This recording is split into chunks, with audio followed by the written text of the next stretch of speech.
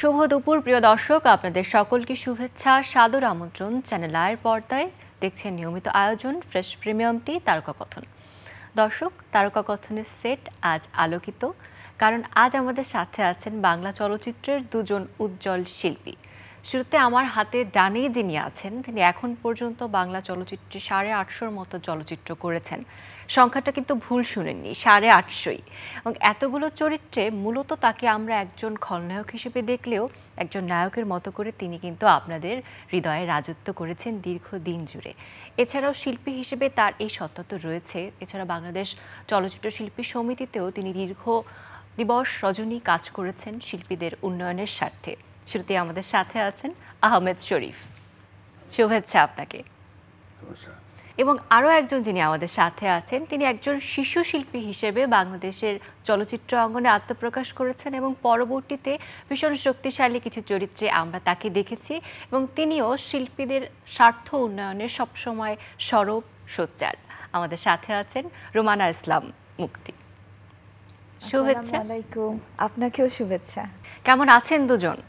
আলহামদুলিল্লাহ। আলহামদুলিল্লাহ, আমরা ভালো আছি। এবং অনেক দিন বাদে তারকা কথনের এই সেটে আসলে দুজনকে পাওয়া, বিশেষ করে যদি আমি আহমেদ শরীফ স্যার আপনাকে মেনশন করি যে আপনি তো এখন থাকেন দেশের বাইরে, তাই অনেক দিন বাদে যখন আসেন, এই ছোট্ট সময়ের জন্য আসলেও আজকে কিন্তু আপনাকে আমরা ধরে ফেলেছি। কেমন লাগছে তারকা কথনে এসে? খুবই ভালো লাগে। আমার যখনই আমি দেশে আসি, আমার চাওয়া পাওয়ার শেষ থাকে না, যে আমার যেগুলি অপ্রাপ্তি থাকে বিদেশে যখন থাকি তখন আমার অনেক অপ্রাপ্তি, অনেক কিছু আছে। লোকে বলে যে বিদেশে অনেক নাকি ভালো, আমেরিকা বিশেষ করে, কিন্তু আমাকে পূরণ করতে পারে না আমার আশাগুলো। সেগুলো কি? সেগুলো হচ্ছে এই যে তুমি উপস্থাপনা করছো আমাকে আমার দেশের লোকের সামনে, আমাকে একজন মেকআপ করে, সে মেকআপ ম্যানটা আমি মিস করি। আমাকে একজন ক্যামেরা অ্যাকশন বলে, সেই ডাইরেক্টরকে আমি মিস করি। ক্যামেরার যে শব্দ, একটা মৃদু শব্দ, কর কর কর কর কর, এই শব্দটাও মিস করি। এই সমস্ত কিছু আমার রন্ধ্রে রন্ধ্রে ঢুকে গেছে। যাইতেই কথা না, আমি 53 বছর চলচ্চিত্রের সঙ্গে জড়িত, 53 ইয়ার্স হয়ে গেছে। আর ছবির সংখ্যা তুমি একটু আগে বললেই 850 হয়ে গেছে। সেই জন্যে এই মানুষটি, আমি ফিল্মের মানুষ হয়ে গেছি। সোজা কথা, এক কথায় আমি ফিল্মের মানুষ। আমাকে লোকে গালি দিলেও মন্দ দিলেও আমার কাছে মনে হয় কমপ্লিমেন্ট, দোয়া। আমি সাকসেসফুল এই জন্যে যে আমি যে কাজ আমাকে পরিচালক দিয়েছে আমি নিশ্চয়ই খুব সুন্দর করে পেরেছি বলে লোকে আমাকে গালি দেয়। আমি তো নায়কের অ্যাক্টিং করিনি, আমি করেছি খলনায়ক। আমার মন্দ কাজ, আমি একজনের সঙ্গে একজনের জিনিস লাগিয়ে দিই, গোলমাল লাগিয়ে দিই। এবং সেখানে এই যে সাকসেসটা পেয়েছি আমি কোথায়, যখন রাস্তায় বলে, একদম বহু এরকম ঘটেছে, রাস্তায় বলে ফেলে পট করে, যাই যাই শয়তানটা যাচ্ছে। এটা আবার আমার অনেক সময় আমার স্ত্রীর সামনেও বলে ফেলে। তো তখন কিন্তু আমার খারাপ লাগে না, আমি কিন্তু হাসি। এবং এটাকে আমি খুব মনে করি যে এটা আমার চরম একটা পাওয়া, ভীষণ কমপ্লিমেন্ট, যে আমি খুব সাকসেসফুল। যে বাস্তব জীবনে তারা জেনে মানে মনে নিয়ে নিয়েছে যে এই লোকটা আসলেই খারাপ, এই জন্য তারা গালি দিচ্ছে। তো এটা আমার কাছে মিস হয়। এখন আমেরিকা থেকে বহু কিছু মিস হয়। এবং সত্যি কথা বলতে, অনেক রাত্রি কেউ জানে না, চোখের অশ্রু নিয়ে আমি ঘুমিয়ে যাই এক সময়। অসম্ভব কষ্ট, খুবই কষ্ট। প্রাপ্তি অপ্রাপ্তির মাঝেই আসলে মানুষের জীবন। সেক্ষেত্রে দর্শকদের এই যে ভালোবাসা, তারা যেভাবেই বলুক, আপনি যে একটি অভিনয়কে বিশ্বাসযোগ্য করে তুলতে পেরেছিলেন কোটি বাঙালির হৃদয়ে, সেটি আসলে একটা শিল্পী হিসেবে আপনার অর্জন এবং আপনাকে আমরা ভীষণ ভীষণ ভালোবাসি। আমরা মিস করি আপনাকে অনেক চলচ্চিত্রের পর্দায়। রুমানা ইসলাম মুক্তি, আপনার কাছে একটু ফিরতে চাই। কেমন আছেন এবং ব্যস্ততা কেমন এখন? আলহামদুলিল্লাহ, আমি ভালো আছি। আমি একটু ব্যস্ত আছি। আমি বেশ কয়েকটা সংগঠনের সাথে জড়িত আছি। আর তাছাড়া আমি বর্তমান শিল্পী সমিতি যে কমিটি, সেটার আমি হচ্ছে কার্যনির্বাহী সদস্য মধ্যে আছি, সেটা নিয়েও ব্যস্ত আছি আমি। আচ্ছা, যেহেতু বাংলাদেশ চলচ্চিত্র শিল্পী সমিতির কথা উঠলো, আমি শুরুতেই বলছিলাম কিন্তু যে বাংলাদেশ চলচ্চিত্র শিল্পী সমিতির একদম প্রতিষ্ঠাকালীন সময় থেকে আমাদের আহমেদ শরীফ স্যার ছিলেন একদম সরবভাবে, এবং সেখানে আসলে প্রজন্ম থেকে প্রজন্ম, যদি আরেক প্রজন্মের শিল্পীর কথা বলি, সেখানে আপনি দায়িত্বরত রয়েছেন। এবং সম্প্রতি বাংলাদেশ চলচ্চিত্র শিল্পী সমিতির একটি আয়োজন হয়েছে যে এখন পর্যন্ত যারা গত হয়েছেন শিল্পীরা তাদেরকে সম্মান জানানোর উদ্দেশ্যে একটা বিশেষ আয়োজন মিলাদ মাহফিল থেকে শুরু করে একটি দোয়া কর্মসূচি আপনারা করেছেন, সেই আয়োজনের একটা বিস্তারিত কেমন ছিল সবকিছু শুনতে চাই। আলহামদুলিল্লাহ, যেটা খুবই ভালো একটা আমি বলবো যে উদ্যোগই ছিল, এবং আমরা সার্থক যে আমরা আনতে পেরেছি অনেকজনকে।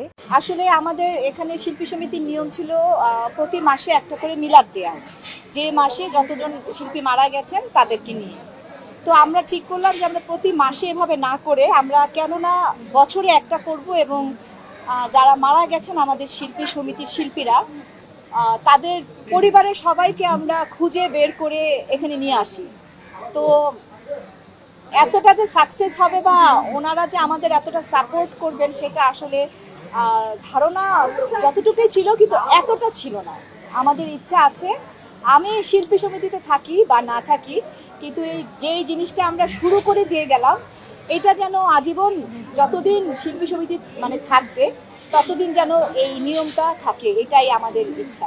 আমরা যখন ঠিক করলাম এটা আসলে আমাদের জ্যাকি আলমগীর মামা, উনিও আমাদের সাথেই আছেন, কমিটিতে আছেন। তো উনি, আমি, সনি ভাই, আমরা একদিন গল্পের মধ্যে তো উনি একদিন বলল যে কতজনই তো মারা যায়, কতজনই তো বলে যে তাদের আত্মীয় স্বজন অনেকেই কিন্তু বলে যে আমাদের খোঁজ খবর কেউ নেয় না এখন। তো এটা আসলে কষ্ট লাগে, আসলে কষ্ট লাগারই কথা, হ্যাঁ তাই না? কারণ যখন একটা শিল্পী বেঁচে থাকে তখন কিন্তু তার বাসাতে একটা গেট টুগেদার হয়, সবাই যায়, সবার সাথে সবার দেখা হয়। কিন্তু ওই মানুষটা যখন মারা যান তখন কিন্তু তার পরিবারের খবরটা কিন্তু আসলে খুব একটা নেওয়া হয় না যে ওনারা কেমন আছেন। হ্যাঁ, তো তারাও তো আমাদেরই আপনি। হ্যাঁ, তো সেক্ষেত্রে আমরা মিলিতভাবে, এবং আমিও বললাম যে না, এটা করলে কেমন হয় যে সব আত্মীয় স্বজন সবাইকে একত্রিত করে আমরা যদি আনতে পারি সবাইকে, তা এটা তো খারাপ হয় না। প্রথমে আমরা ভাবছিলাম যে আসলে কি এটা আমরা পারবো, মানে এতজন, হ্যাঁ লিস্টে কিন্তু অনেক ছিল নাম যারা শিল্পীরা মারা গেছেন, সবাইকে হয়তো সব খুঁজে আমরা পাইনি। আস্তে আস্তে আমরা অবশ্যই তাদের সাথেও কন্ট্যাক্ট করার চেষ্টা করব। অনেকের নাম্বার আমাদের কাছে নেই, অনেক শিল্পী আছেন মারা যাওয়ার পর ওই নাম্বারটাই বন্ধ। হ্যাঁ, তো যে কারণে আমরা যতজনকেই পেরেছি যোগাযোগ করেছি, এবং ওনারা আমাদেরকে সাড়া দিয়েছেন, সবাই এসেছেন। আমাদের আহমদ শরীফ স্যার যে উনিও ছিলেন, উনিও এসেছেন। তো খুবই মানে একটা সুন্দর একটা সময় আমাদের ওখানে কেটেছে, এবং অনেক শিল্পীরা এসেছিলেন যারা অনেক দিন ধরে সমিতিতে আসেন না, তারাও এসেছিলেন। তার নাম শুনতে চাই, আসলে কারা কারা ছিলেন। তার মধ্যে হচ্ছে সোহেল রানা স্যার, উনি এসেছেন, আহমেদ শরীফ স্যার উনি এসেছেন, তারপর আরও অনেক অনেক অনেক শিল্পী, নতুন পুরানো অনেকেই ছিলেন। হ্যাঁ, নাচের শিল্পী, তারপরে হচ্ছে ফাইটার, তারপরে হচ্ছে আমাদের অভিনয় শিল্পী, নায়ক নায়িকা অনেকেই ছিলেন। বাপ্পারাজ ভাই আসছেন, তারপরে শবনম পারভিন আন্টি যে উনি আসছেন, তারপর হচ্ছে রিনা খান উনি আন্টি যে উনি এসেছিলেন, দুলারি আন্টি উনি এসেছিলেন, এরকম আরও অনেকেই এসেছেন। হ্যাঁ, তো খুবই ভালো ছিল প্রোগ্রাম। সর্বোপরি শিল্পীদের একটা মিলন মেলাও কিন্তু বলা চলে, যে এমন একটা আয়োজন যেখানে সব স্তরের যারা যে ক্ষেত্র থেকে আসলে অবদান রেখেছেন আমাদের বাংলাদেশের চলচ্চিত্র। এবং সবচেয়ে বেশি খারাপ লেগেছিল কি, যে যখন ওনারা যাদের পরিবারের অনেকে যারা এসেছেন, যেমন ফরিদ আলী মামা, উনি মনে হয় ওই যে কমেডিয়ান ছিলেন বা কিছু একটা, আমি ওনাকে যদিও দেখিনি, কিন্তু হ্যাঁ হ্যাঁ হ্যাঁ মানে দিলদার মামার ওয়াইফ এসেছিলেন। তারপরে আরও অনেকেরই, সুষমা আন্টির ছেলের বউ, ওনারা এসেছিলেন। প্রবীর, হ্যাঁ হ্যাঁ প্রবীর মিত্র মামার ছেলেরা এসেছিলেন। তো ওই যে ফরিদা আলী মামা যে ওনার যে মেয়ে ছেলেরা এসেছিলেন, তো মেয়েটাও যখন কাঁদছিল যে মানে এতদিন পর যে আমাদেরকে স্মরণ করেছেন, হ্যাঁ আমরা আসছি, তো এরকম কান্না কিন্তু অনেকেই কেঁদেছেন। এরকম কান্না এটিএম শামসুজ্জামান মামা যে ওনার ওয়াইফও কিন্তু কেঁদেছিলেন, যে এতদিন পরে আমাদেরকে যে তোমরা স্মরণ করেছো, এটাই আমাদের কাছে শান্তি লাগছে। তো এটাই আমাদের আসলে পাওয়া। আহমেদ শরীফ, আপনার কাছে একটু জানতে চাই, অনুষ্ঠানে এত বছর পর দেশে আসার পরে সবার সাথে দেখা হলো, দারুণ একটা মিলন মেলা হলো, স্মৃতিচারণ হলো, কেমন ছিল আপনার কাছে সর্বোপরি এই আয়োজন? হ্যাঁ, আমি নিজেই একটু আগে বলতে চাচ্ছিলাম যে আমি ওদের এই অনুষ্ঠান সম্পর্কে কিছু বলতে চাই, অবশ্য বলতে চাই।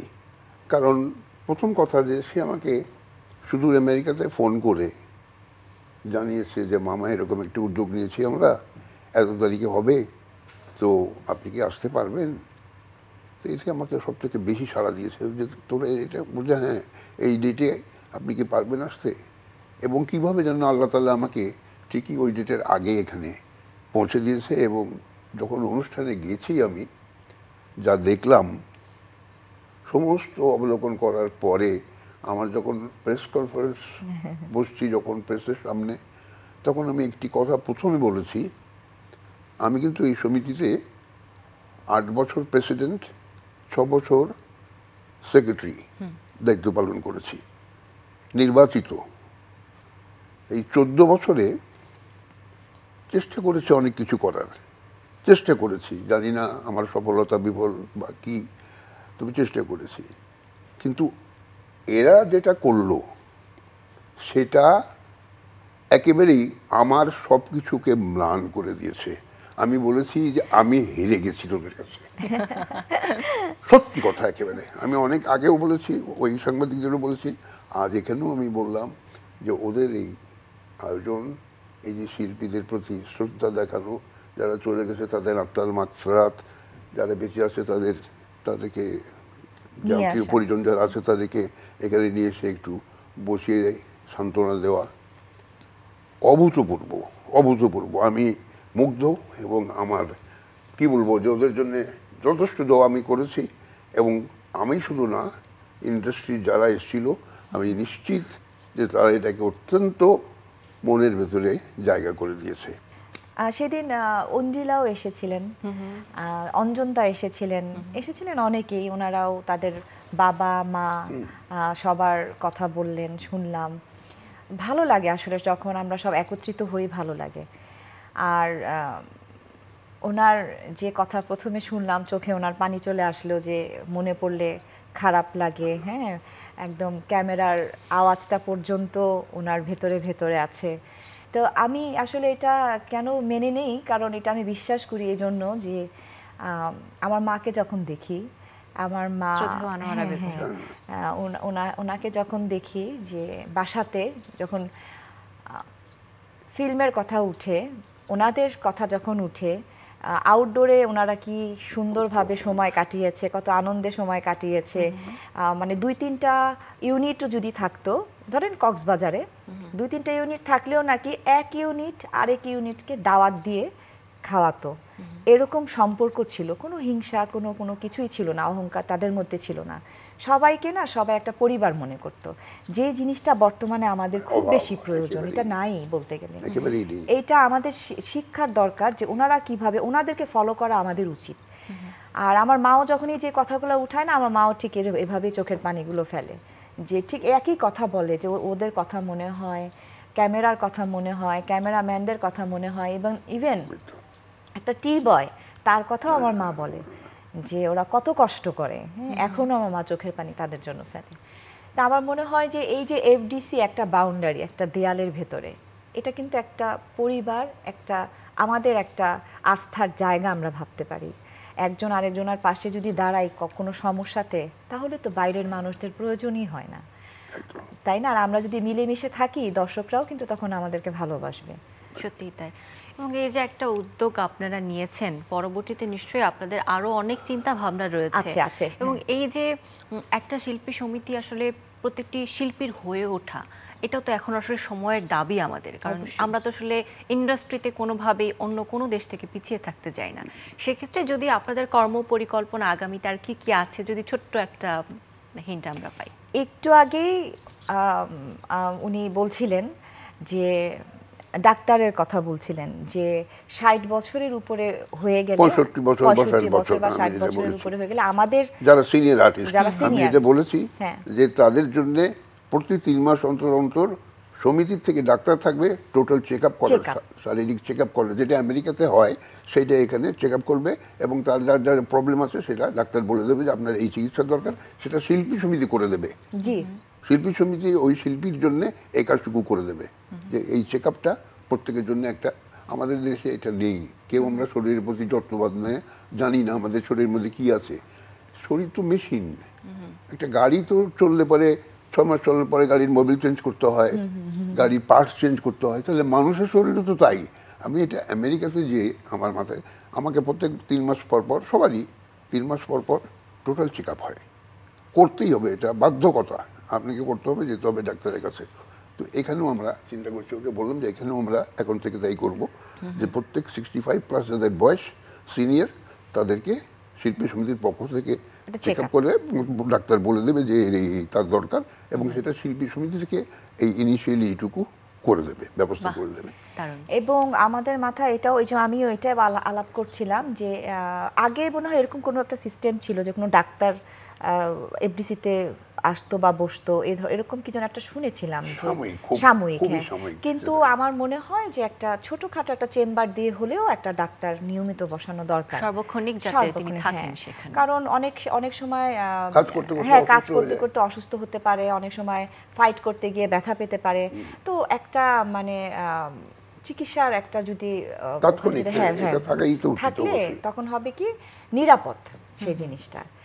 ইভেন আমরা এটাও আমাদের ইচ্ছা আছে যে বর্তমানে যেটা দেখা যাচ্ছে খুবই যেটা জরুরি, যে নিজেদেরকে নায়িকা বলে অনেকেই দেখবেন যে ইউটিউবের মধ্যে ইন্টারভিউ দিচ্ছে, চিত্রনায়িকা এরকম, হ্যাঁ, ইন্টারভিউ দিচ্ছে, এবং তাদের আমি খোলামেলাই বলবো যে তাদের মানে পোশাকগুলো এতটাই নিম্নমানের বা বাজে হয় যে হয়তো বা আমার মাকে পাশে রেখে আমি সেটা দেখতে পারছি না, বা আমার বাবাকে পাশে রেখে আমি সেটা দেখতে পারছি না।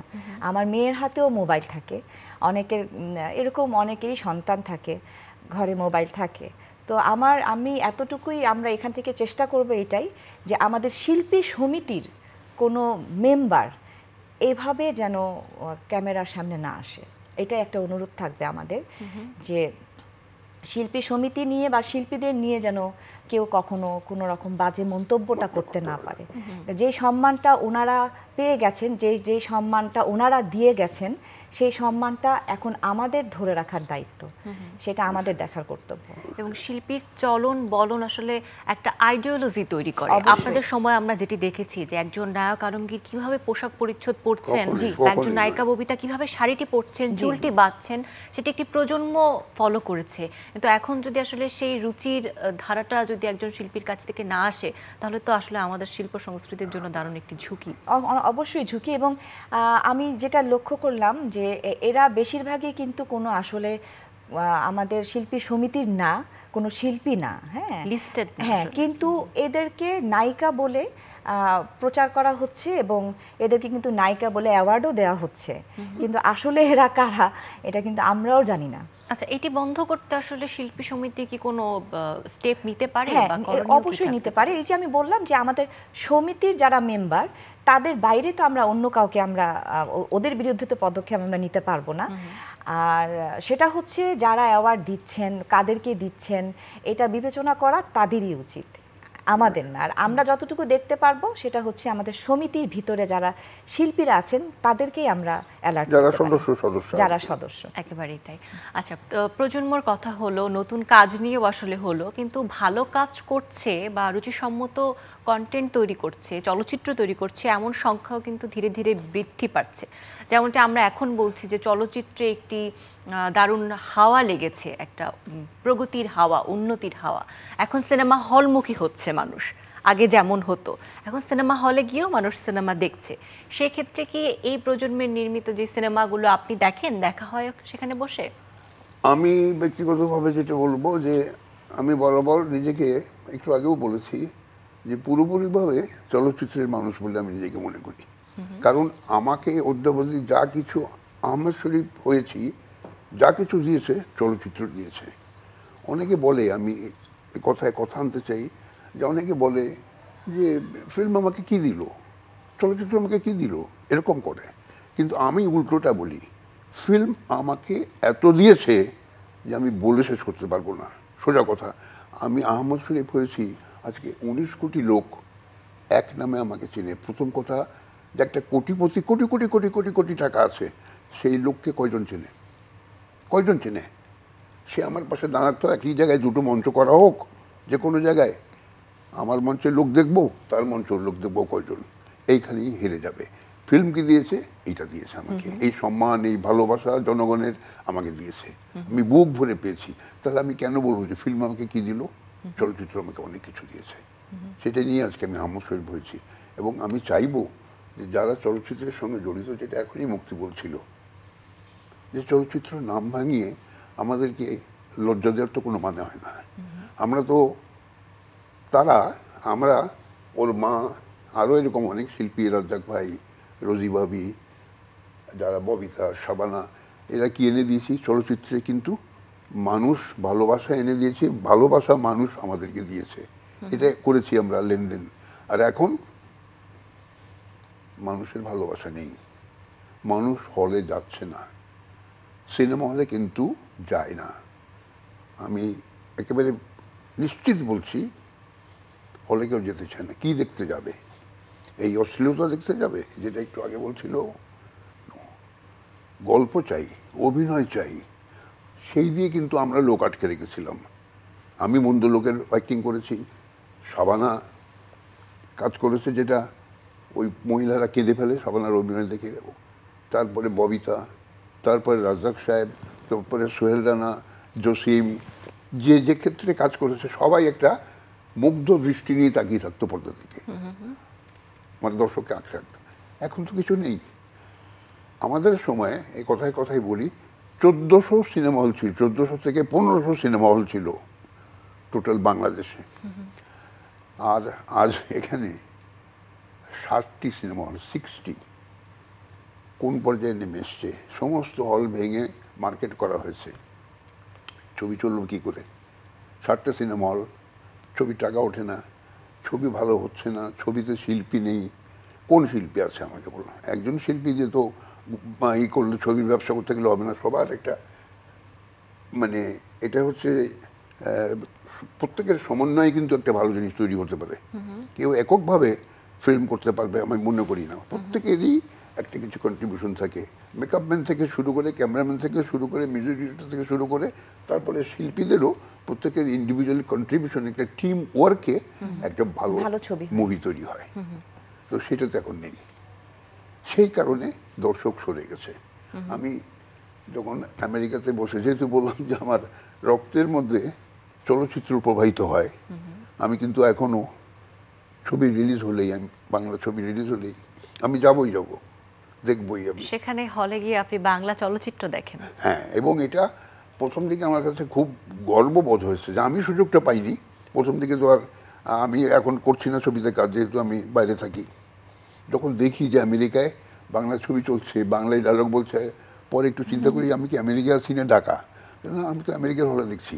রিয়েলি আই ফিল প্রাউড যে না, আজকে বাংলা ছবি আমেরিকাতে চলছে। কিন্তু ছবি তো কোনো প্রাণ নেই, ছবিতে অভিনয় নেই। যে কারণে আমি রিসেন্টলি কয়েকজনকে বলেছি যে একটা কাজ করো, পুরনো ছবি, ভালো ভালো যে সমস্ত ছবি, ওইগুলো নিয়ে এসে আমেরিকাতে আবার চালাও। অনেকে দেখে নেই এখন, এই প্রজন্মের তারা তো দেখে নেই। তো এটা আমি একজনকে আইডিয়া দিয়েছি, সে বলেছে হ্যাঁ এটা খুব ভালো কথা বলেছেন। তো আমি হ্যাঁ, এই নতুন ছবি যা আসছে আসুক, কিন্তু সেই সঙ্গে একটা হল বেছে নাও যেখানে পুরনো ছবি চলবে। তো এটাও আমার মাথার মধ্যে এসছে। তো আসলে ছবি, এখনকার ছবি কোনো সারা জাগানো ছবি খুব কম হয়। দু একটি ছবি আমাদের শাকিব খানের দর্শকের তৈরি হয়েছে, শাকিবের জন্যে, ওকে থ্যাঙ্কস। এই জন্য থ্যাঙ্কস যে হয়তো একদিন একদম টোটাল বন্ধ হয়ে যেত ফিল্ম ইন্ডাস্ট্রি, খুব ফ্র্যাঙ্কলি বলছি আমি। এই একটি ছেলের জন্য এখনও কিছু দর্শক হলে যায়, ঈদে, কোরবানির ঈদে, এই যে দুইটা সময়, এই সময় কিছু লোকজন দেখা যায় হলে। তার মানে এই না কিন্তু যে ছবি ভালো চলছে।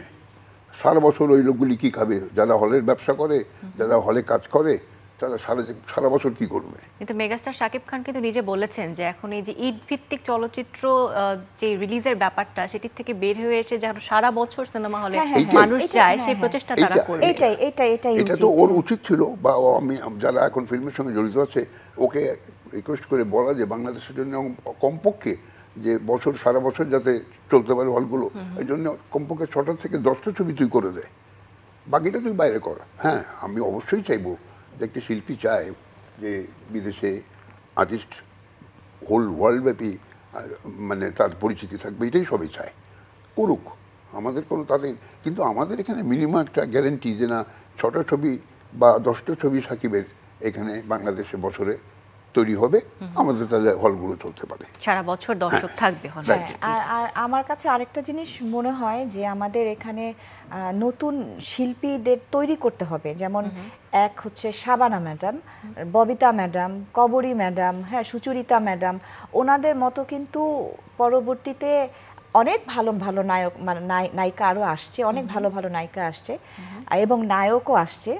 যেমন আমাদের আগে যেমন ছিল রাজ্জাক স্যার, তারপর আলমগীর স্যার, হ্যাঁ, ফারুক স্যার, সোহেল রানা স্যার, ওনাদের মতো কিন্তু ওনাদের মতো বলবো না, ওনাদের পরে এরকম আরও অনেক নায়ক আসছেন, তাই না? তো ওনাদের জায়গাগুলো কিন্তু দখল কেউ করতে পারেনি, ওনারাই, তাই না? হ্যাঁ, যার যার মতো জায়গা শেষে দখল করে নিয়েছে ঠিকই, কিন্তু ওনাদের মতো কিন্তু পারেনি। একেবারে তাই। হ্যাঁ, তো আমার আরেকটা কথা যেটা, সেটা আমার মনে হয় যে আমাদের নতুন নায়ক নায়িকা বা নতুন অভিনেতা অভিনেত্রী বলেন, কৌতুক অভিনেতা অভিনেত্রী বলেন, এনাদের জন্য একটা স্কুল দরকার আমাদের এফডিসির ভিতরে, যেখানে অভিনয়টা শেখানো হবে এবং সেখান থেকে ধরেন 3 মাসের কোর্স বা 6 মাসের কোর্স এভাবে করে একটা সার্টিফিকেট নিয়ে তারা তখন নায়িকা, নায়ক, মা, বাবা, ভাই, বোন, যে ক্যারেক্টারগুলো করে দেন ওরা ফিল্মে ঢুকবে। তাহলে আমার মনে হয় যে জিনিসটা আরো অনেক বেশি সুন্দর হবে এবং ওখান থেকে আমরা অনেক ভালো ভালো নায়ক নায়িকা অভিনেতা পাবো। অনেক ধন্যবাদ আপনাদের দুজনকে। আসলে চলচ্চিত্র নিয়ে গল্প শুরু হলে এটি আসলে শেষ হবে না। আবারও নতুন কোনো আয়োজনে নতুন কোনো দিনে আপনাদেরকে হয়তো পাবো, আরো গল্প শুনবো। অনেক শুভকামনা, শুভেচ্ছা এবং ভালোবাসা আপনাদের। আচ্ছা, একটা শুধু কথা বলবো যে এই যে আমাদের সমিতিতে যারা এখন কাজ করছেন কমিটিতে, তাদের মধ্যে এই যে আমাদের যে একটা প্রোগ্রাম হলো, সেই প্রোগ্রামে সনি রহমান, কমল মামা, তারপরে হচ্ছে চুন্নু মামা, তারপরে হচ্ছে সুব্রত মামা, তারপরে হচ্ছে যে জ্যাকি আলমগীর মামা, এনাদেরকে অসংখ্য অসংখ্য ধন্যবাদ দিব যে ওনারা কিন্তু প্রচুর খাটছেন এবং আরও যারা আছেন আমাদের কমিটিতে তাদেরকেও শুভেচ্ছা জানাবো। কিন্তু ওনারা হয়তো সময়ের কারণে, কাজের কারণে আসতে পারেন না, কিন্তু সবার জন্যই আমার শুভেচ্ছা থাকলো। ধন্যবাদ আপনাদের। দর্শক, এই ছিল আমাদের আজকের আয়োজন। আসলে চলচ্চিত্রের গল্পে আমরা হারিয়ে গিয়েছিলাম সেই পুরনো সময়ে, পুরনো নামগুলো, অসংখ্য স্মৃতিচারণ। এটি আসলে চলচ্চিত্রের স্বর্ণালী সময়কে আমাদের মনে করিয়ে দেয়। তাই আসলে আমরা ভবিষ্যতের দিকে যখন তাকাই, আমরা চাই একটি সোনালী সময় চলচ্চিত্রের আবারও ফিরে আসুক। সেই প্রত্যাশাটি রেখে আজকের আয়োজন থেকে বিদায় নিচ্ছি। সকলে ভালো থাকবেন।